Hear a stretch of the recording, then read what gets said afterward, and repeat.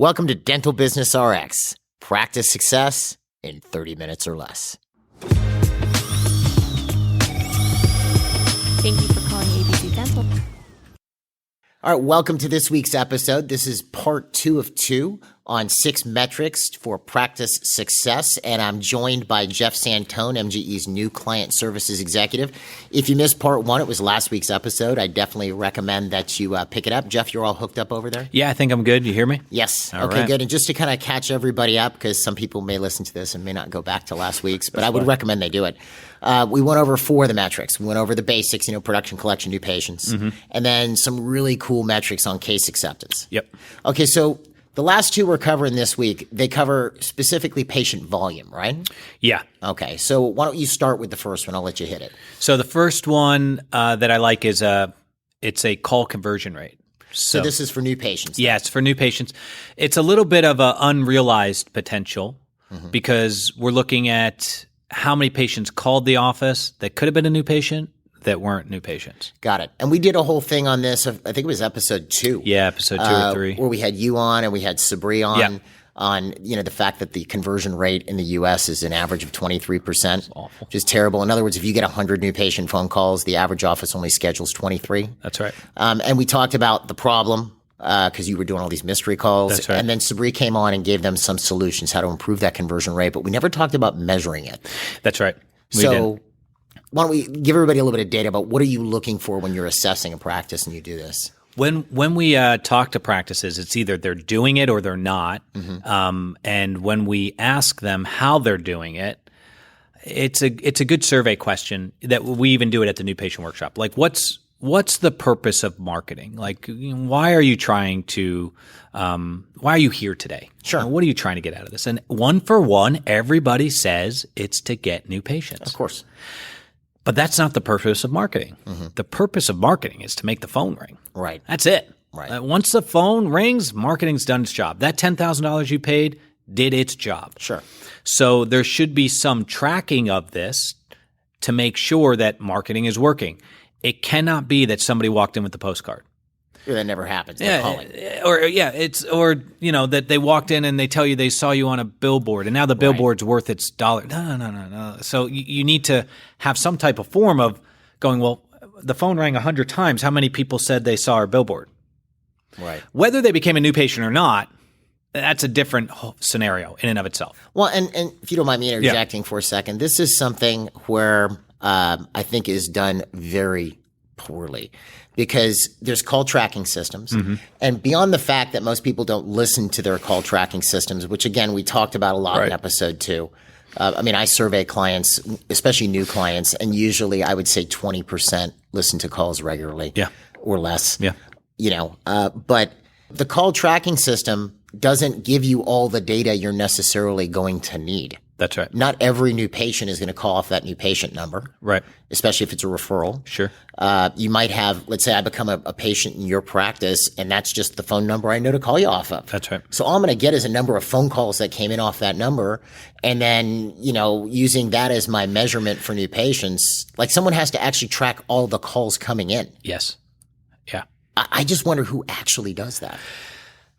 That's what we're trying to teach them to do at the new patient workshop. And a lot of offices, even the best offices, you're going to miss one or two here or there, right? Which that's to be expected. That's to be expected. But if you do at least the bare minimum and put a new patient call tracking log at every phone that could handle a new patient, you're at least trying to train the staff on the fact that if, look, you get a new patient, like, I want this information. Right. First and foremost, you have to have the log. Secondly, you have to make it safe for the staff to make a mistake. Okay. Like, it's okay that they made a mistake. No one's going to get their head ripped off. And that's something I feel like sometimes these aren't reported due to fear of, possibly losing my job or getting yelled at or, being disciplined in front of other people. Like, okay, fine. So I would always make it safe. Like, the most important thing is to fill out the log. Right. Whether they showed up or not, irrelevant. Totally not irrelevant. So you say this log. What would this log look like? So I had a call tracking log based off of a weekly basis. Okay. This thing was, and this is where I get a little bit off on it, even for a GP office. This is one, and you're going to appreciate this more than anybody else because you like numbers. Yeah. It's one of the few statistics of the organization that will predict the future of the organization. Sure. The more phone calls I get this week, the more new patients I got next week. Sure. There's not many stats in your dental practice that can do that. That's true. A lot of them are snapshot in time. This is what it is. This is what happened. So I ran almost every office I owned or operated like heavily off of that call log because I could predict if we were going to have a problem. I could course correct faster. I could make sure that we weren't going to hit dips, and I knew that just based off this log. What was on the log for me, what I found valuable was I'd have it labeled. I'd have it on Excel. I'd have it turned landscaped. Okay, so you used an Excel sheet. Yeah. You didn't use analogs like a PDF or a spread. You didn't use a piece of paper. I made it in Excel. Okay. Printed it out every week. Okay. So because I didn't want it overwritten, I didn't want it deleted, I didn't want it lost. So I printed one of these out, and we were a big enough office that I only had one. But if I was smaller, I'd have one at every phone, and I would then put them all. I would say put it all on one sheet, but really you're going to lose data, so just staple it together, call it a sheet. All right, so I've got this spreadsheet, and we're going to make a copy of this available for download. We'll have an analog version as well as a digital Excel version they can download on the episode webpage. But what information would we want on this sheet? Information you want is, one, to make this simple for yourself. Now I'm talking about laziness. I had my rows labeled 1 through, I think it could fit 40 on a sheet. Sure. Right. So that way I could quickly sum up how many phone calls we got. Sure. Front and back. So I could get 80 phone calls in a week. Then I had date and time. If I do have call tracking and I do want to go find this phone call. Right. Now I got the date and time stamp. So I could go and try to listen to it, Yeah, because if you track the calls on the sheet and then you see 10 calls and no scheduled, that's when you can go, I want to go listen to these calls. That's right. Because that's what the call tracking is really useful for. That's right. Yeah. So I had that. Then I had the staff member who took the call, just their initials real quick. Okay. So from admin point of view, for the staff who's taking the call, they had these 3 things to put down for themselves, like always put down. Then what you want from the potential new patient: name, phone number. Okay. How'd you hear about us? Like, what made you call the office? Were you online? What did you specifically Google to find us? Did you see our billboard? Did you hear our radio ad? Whatever it was. If you have so few ads, what I would do on my Excel sheet, and we only had like 6 ways of advertising. I would just put them at the top of the column. That way I could just check the box and go, great. Got it. So then at the bottom, it automatically summed. Right. And then I always finished with, why are you calling? Because that opened the door to the conversation. Got it. Finished the sheet. Did you schedule? Yes or no? Lastly, most importantly, did you arrive? Okay. Because a lot of people can schedule. Right. Not a big deal, to make the schedule. Okay, good. But did you arrive? It might change your metric in the future. You're at 80%, but really you're at 60. Well, and also it gives you an ability to track where it's going wrong, if it's going wrong. And did they schedule? Yeah. Or you have a bunch of people schedule and don't Then show up. And then you could debug further. But that was the log we had, and I used it. And to me, that thing was gold. It was worth its weight in gold. I scanned it into my cloud every week. I kept it in my 3-hole binder for the year of marketing, and I punched it. I put in there to be gone and forgotten until I needed it. So that log is a unrealized potential, because if I'm getting 40 phone calls and I'm just not really good at scheduling and I'm only getting 10 people in, there's 30 patients that didn't show up every week. That's 120 patients I could have had. Maybe I'm never going to get all of them. Okay, but maybe I could have gotten a half of those guys. 60 more new patients this month. So it's a unrealized potential of the practice, and it's a great conversion ratio that if you can double that, you just doubled your new patients. Right. And so the new patient workshop, that's what we're going over. We're going how to answer the phone, right? Right. How to get that log to be more successful, right? And it's a fun log because it'll debug your marketing. I mean, last episode we went over, you're trying to solve your mysteries. Sure. Where is the mystery of case acceptance? Oh, it was here. Where's the mystery of my marketing? Like, why are we not getting new patients? So I look at my log. Okay, go ahead. Wow. Well, and let me be cynical for a second. I'm going to be cynical because I've seen this go 3 different ways. I've seen people who regularly keep the log. And I'll comment on that, right? Because this is something I'm very familiar with. I've seen it where, I forgot. Ooh, I forgot. Ooh, I forgot. right? There's no malice behind it. Sure. It wasn't kept up. Right. And then others were like, oh, why do I have to do this? Isn't the computer going to do this?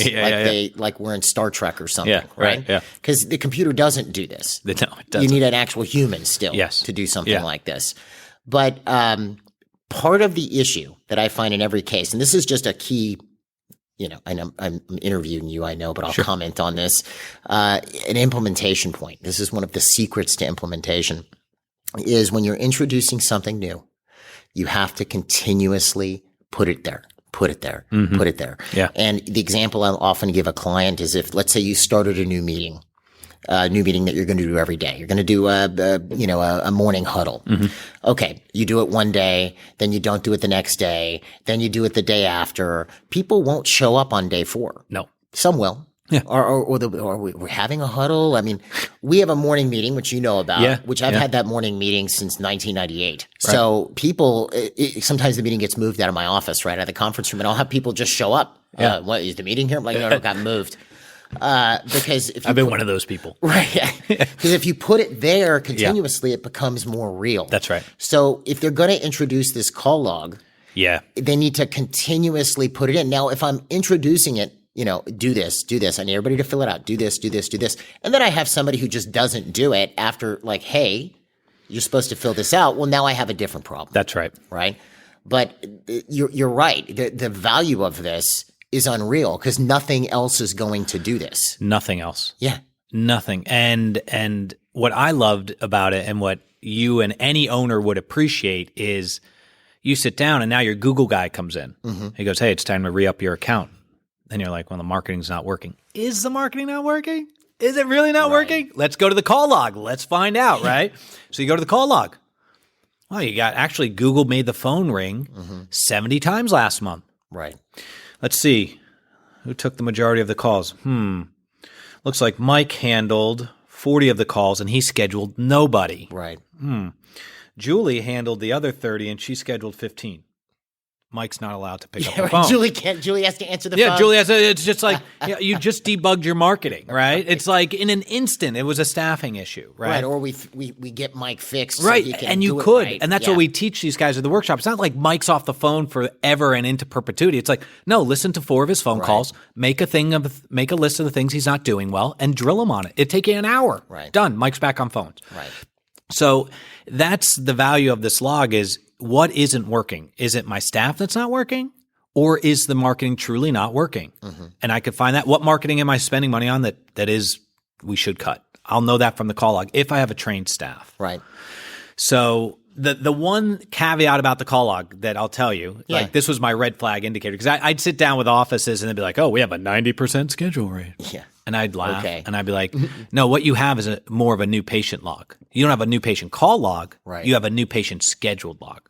So someone is taking phone calls and only adding names to that log if they schedule. Oh, that's nice. Yeah. So, John Doe calls up and he fires off that question that everybody hates. What do you charge for a crown? Right. Well, it's hard to say. Yeah, but how much do you charge? $1,500. Okay, thanks. Click. Right. Now they don't write that down. That doesn't get written down. Yeah. He's got to go on there. He's John Doe. I don't know where he is. I look at the caller ID. I at least get the number. Okay, where'd he come from? Maybe I'm lucky and I hear ding, ding, ding. This is a Google paid ad. Okay, well, Google pay click, right? I don't say Google's not working at that point. Google did its job. Right. The front desk didn't know how to take control of that conversation. Well, and also that's another point of verification in that if I have something like you're mentioning, if I start going over a certain percent, what was the percent for you? Anything over 80%, I had a red flag. Like I was like, okay, someone's not writing down calls here. So if I had 10 phone calls and allegedly 8 got scheduled, or 100 phone calls and 80 got scheduled, then I know somebody's probably not either have the best receptionist in the history of receptionists, right. Or someone's not doing it. And it could happen that, okay, good, on a schedule rate, we are high. On a show rate, we're more like 60%. Sure. So that's a different issue, like you said, to solve. But that call log was gold. I mean, it was such a valuable piece. As an office manager, it was the most important statistic for me daily, along with what are we scheduled for, production, collection, right? But I could look at that and go, are the phones ringing? What's happening? And it opens the door to doing something about it. That's right. And I tell this people in the new patient workshop, it's like, look, if you get really good at this, if you know like clockwork, you get 50 phone calls a week. It varies, 40 to 60, Sure. 40 to 60. It's now Wednesday and you have 2. You got a problem. Well, I could know something's not making the phone ring. Yeah. Yeah. But Good you point. know that Wednesday. Right. Like you don't need to wait till the end of the month to realize, wow, the phone's broke. I don't know what happened. It's weird, And so like I would go through like a myriad of debugging. And my first thing was to call every single phone line. And just as a funny example. Sure. I did this one time. So the phone stopped ringing. And I was like, okay, I'm gonna have to start calling. We added 3 new Verizon lines. So Sure. we went from like 4 to actually 8 because we needed this for the fax.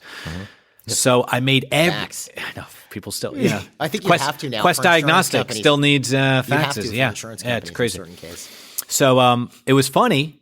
So what I did is I checked every line. I made everybody call in and I put them on hold. They didn't roll over line 4. So if there were 4 people on hold, it all went to busy signals. Interesting. So I had to call Verizon. So I had to debug the phone. It was just like, but these are like these crazy checklists that I would go through. But I only knew that because I only had a lesser amount of calls than I would average by Wednesday, by Tuesday. So if I'm keeping a phone log, I can track number of calls. Yep. I always have my call recording to verify things. Yep. I can look at who called, Yep. who's scheduled, and who actually showed. Yeah. And I can find it if I'm having a problem. Also, if things are going well. Yeah. I can find out why they're going well. Why they're going well. What areas of marketing are doing, and with that total column is like, wow, we got 50 calls. Wow, our word of mouth is killing it. We had 20 people come in. Like, you guys are doing great. Care to share? Like, let's get, because word of mouth is the best new patient you can ever get. Of course. So, you could look at your marketing efforts and go, wow, these things are doing great, or cut bait on this. That's not doing nothing for me. Let's get rid of it. So that call log, very, very important. But it's an unrealized attrition rate. Okay.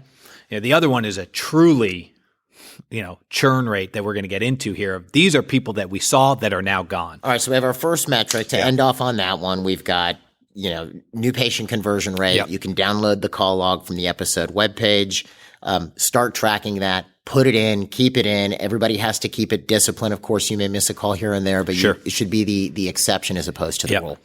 We then get to, all right, you brought all those people in. Yeah. Where are they? Where'd they go? Yeah. So you mentioned churn rate. Could Churn you rate. explain what you mean by churn rate? I give this example of where, if you had a patient, what I love about the general dentist model versus a specialty model is that there's actually a trajectory. You could extrapolate you could put into the future what the practice is going to do 6 months from now based off of what it did this month. True. Right. We know that because we know we have a great recall program, right? Or we're supposed to have a great recall program. So when I talk about churn rate, I talk about losing patients. They're not on the same 6-month recall program that everybody else should be. Where did they go? Yeah, because churn rate in the internet world, is churn rate is like how many clients you're losing. Gone. What percentage of drop-offs Done. do you have? Yeah, drop off, right? And so it's easy. Actually, it's so easy to calculate. And I think you did one of these for. We did an episode. I don't remember the number off the top of Yeah. my head. We had one where we went through, I think the name of the episode is Are You Losing Patients? Are You Losing And we showed them Patients? exactly how to calculate how many Right. patients they're losing. But when you're doing this with a newer client, obviously you're not running them through the whole hygiene formula. They can't do that. It's hard to get that data. Well, it's just not all that data is right to Yeah. hand.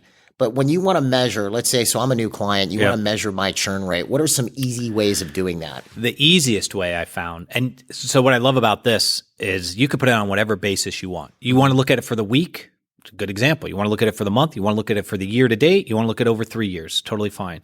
I look at whatever time frame I want, and if I was going to pick a client, I would say go back 2 years. Okay. That's a good gamble, not a good gamble, but it's a good estimation of I expect guys that were here 2 years ago to be here into the practice. Well, and that's the definition. I'm not like the whole. I went into this in that episode. The whole definition of an active patient, whatever. But by definition, if you're purchasing a practice, usually the number that's used for active patients have they been in the practice in the last 2 years? That's right. Yeah. And as a purchaser, that's a great number. Sure. As a previous practice owner, I'd be completely ruthless and go back 5 years. Oh, that's a whole different. That's story. a different story. But purchasing a if I'm practice- purchasing, I'm going, look, if you couldn't get them to come in from back from 3 years ago, don't count them as active. Sure. Right. So that's a fair method. And so you could use 2 years. Okay. Right. So let's just say we pull a number for 2 years and we find out that there's been 2,400 clients seen in 2 years. Okay, so 2,400 patients have been in this practice. 1,200. They've come through. Unique patients. Sure. 2,400. Then I always ask them, of those patients, how many of them have an appointment into the future? Okay, so beyond today. A Beyond recall today. appointment or Just something beyond else. today. So we cut it off. We go, look, today. Because if a guy's in today, we're assuming he's going to be appointed. Sure. Then. And that's a great indicator of your churn rate. Yeah. Because if, and we've had examples. The one I use at the new patient workshop, I wasn't even going to give them the 2-year, right? I saw a client, doctor, not our client, but I saw a doctor and I asked them, I said, look, let's pull some numbers. How many patients have you seen? It's only been a year. Okay. 10 months actually. So this was 2020 was when I was doing more online. They had seen 1,200 patients year to date. It was now the end of October. Okay. So 1,200 patients. So I do this example in the new patient workshop because the data's in there. The system is. This is easy to pull out. It's so easy to pull out, sometimes, but we'll get into that whole other thing.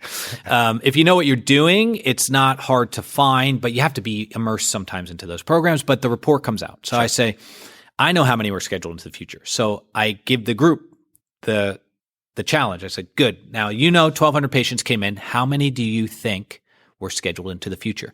And I'm always like, the first time I did this, I was kind of shocked because I thought they were going to be like super like optimistic, all of them.